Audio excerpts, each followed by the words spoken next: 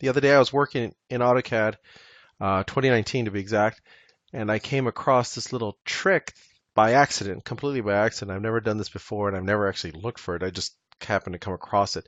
But I thought I'd share it because it's a cool little trick to expedite, drawing lines on specific layers. So better to show you rather than try to explain it. So as you can see, I've got my current layer set to layer 0, and I'm going to start the line command, and so therefore I'm going to draw a line on layer 0. Well, with that said, I can then quickly come up here, not leaving the line command, change my layer to the whatever. I'm going to use layer 1 here, and the next line that I draw will be on layer 1. Then change my layer to layer 2, and I can continue drawing on layer 2. And then the next line will be on layer 3.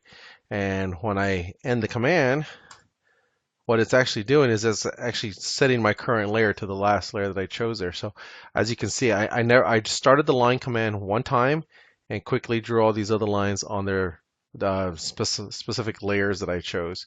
It's just a cool little trick I thought I'd share with everybody. Hope this helps in some way. Thank you.